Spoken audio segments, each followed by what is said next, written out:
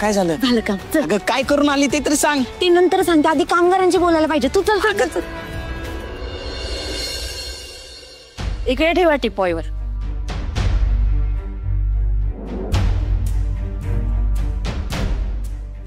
जा तुम्ही बाकीच्या कामांचं बघा.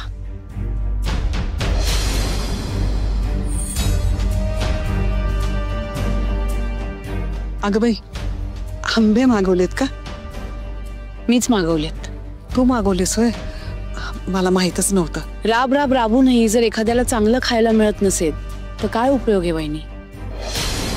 माझा इंद्रा एवढे कष्ट करतो आणि त्याला त्याच्या आवडीचं मिळणार नाही असं मी नाही होऊ देणार. मालती, खरंच मला माफ कर ग.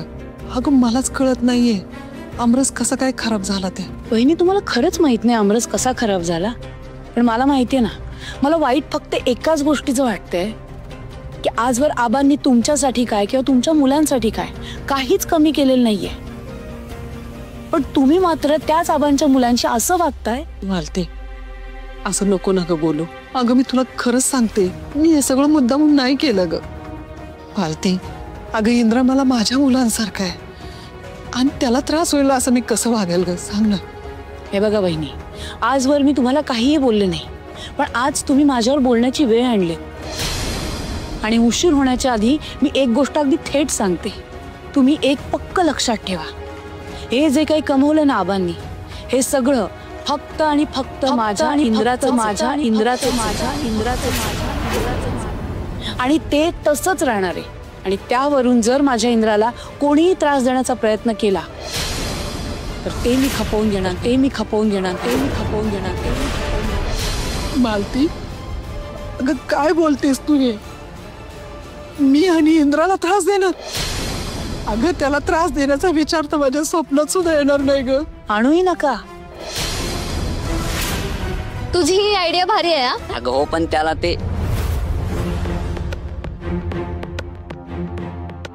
1 सेकंड. मम्मा, अगं आकीच्या डोळ्यात पाणी काय झालंय? आई, अगं रडते का?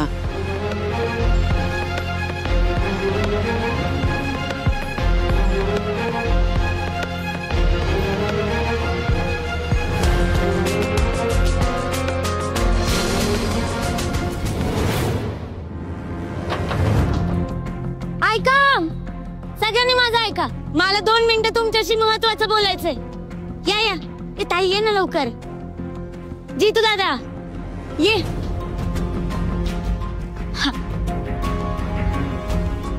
आता काय काढलं हिनं आणखीन? हे बघा, आता मी जे तुम्हाला सांगणार आहे ना ते शांतपणे ऐका. जरा अवघड आहे पण अशक्य नाही. अगं पण राणे, कशाबद्दल बोलतेस? अरे तन वाईस दम धर की, ती काय सांगते ते ऐक तरी. हे बघा, आता आपल्या सगळ्यांना 2 दिवस सलग काम करावं लागेल. काम थांबलेलं चालणार नाही. काय? पण का ग राणी? अगं पण राणी, आम्ही काय एवढं काम करायचं? कुणीतरी कंपनीचं तारणहार होतं ना, कामगारांचा लय पुळका येत होता. अचानक प्रेम आटलं का काय? आणि राणी, कोणी किती काम करायचं हे तू का ठरवणार ग? मी ठरवत नाही गजाभाऊ. मी तुम्हा सगळ्यांना विनंती करते. हे बघा, जर आपण असं केलं ना तर आपल्या फॅक्टरीचं नाव मोठं होणार आहे. आपल्या फॅक्टरीचा लई फायदा होणार आहे याच्यात. अगं कंपनीच्या फायद्याचा विचार करायला इंद्रा साहेब आहेत, विक्रांत साहेब आहेत. तू कशाला विचार करती? ते सांगतील तेवढं काम आपण करायचं बस. काय रे? ए का जबाव, जरा ती काय म्हणते ऐकून तर घे की. राणे बोल का आपली. हे बघा, काल आपल्या फॅक्टरीचं इन्स्पेक्शन झालं आणि इंद्रजीत सर आपल्याला बोललेत की पूर्ण शक्यता आहे की हे डील आपल्यालाच मिळेल. आता जर हे डील आपल्याला मिळालं ना तर आपल्या फॅक्टरीचं नाव परदेशापर्यंत पोहोचेल. समोरच्या क्लायंटला काय पाहिजे? 48 तासात आपल्याकडून 1000 युनिटचा माल त्यांना पाहिजे. आणि हे केव्हा शक्य होईल? जेव्हा आपण 2 दिवस सलग काम करू. हे बघा, हे काम केल्यानंतर आपल्या फॅक्टरीचं नाव लई मोठं होणार आहे आणि या सगळ्याचा फायदा आपल्यालाच होणार आहे की. आणि या डील मुळे आपल्या कंपनीचा लई फायदा आहे. आणि कंपनीचा फायदा म्हटल्यावर आपल्या सगळ्यांचा फायदा आहेच की. खरं आहे राणी तुझं, पण एवढी मोठी ऑर्डर एवढ्या कमी वेळात कशी काय पूर्ण करायची? मला तर थोडं अवघडच वाटतंय. होय राणी, जे तू बोलतोय ते अगदी बरोबर आहे. तू काय याचं प्लॅनिंग केलंय का? आयडिया काय आहे का तुझ्याकडे? हो कवळे दादा, हे बघा, जर आपण 2 दिवस सलग काम करत राहिलो ना तर हे शक्य आहे. फक्त काम थांबलं नाही पाहिजे. आणि पाहिजे तर आपण डबल शिफ्ट मध्ये काम करू ना, मग तर हे शक्यच आहे. आणि हे पूर्ण करण्यासाठी आपण वेगवेगळ्या शिफ्ट मध्ये काम करू ना. पाहिजे तर वाटून घेऊ काम. पण हे कशासाठी करायचं ते आपला विचार करायला कधी तयार आहेत का? महाबूल का म्हणून विचार करा त्यांचा. होय राणी, जायकर बोलते ते अगदी बरोबर आहे. आणि मशीन मध्ये अडकलेल्या पगाराचं काय? त्याच्यावर काय ते तोडगा काढ की. हा बरोबर आहे त्याचं. इथं काम लई आहे पण दाम नाही. हा, आणि असं काम काय कामाचं आहे?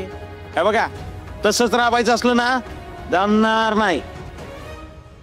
हे बघा, तुम्ही सगळे विश्वास ठेवा. अहो, एवढे वर्ष तुम्ही सगळे या फॅक्टरीत काम करताय, कधी पगार थकलाय का तुमचा? नाही ना, मग यावेळी पण थकणार नाही. राणी, तू म्हणतेस ती पटतंय मला, पण गजाभाऊ तरी कुठे चुकीचं बोलतोय. पगारच मिळणार नसेल तर काय फायदा आहे? अरे जितू दादा, तुम्ही सगळे पगाराचा प्रश्न माझ्यावर सोडा. मी म्हंटलंय ना तुम्हाला पगार मिळणार तर पगार मिळणार.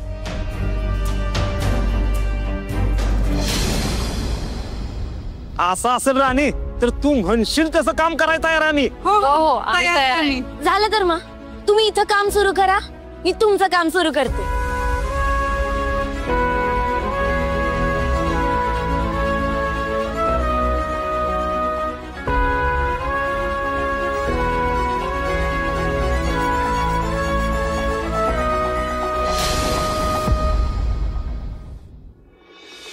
आई, अगं मालती काकू तशा अर्थाने नसेल बोलली.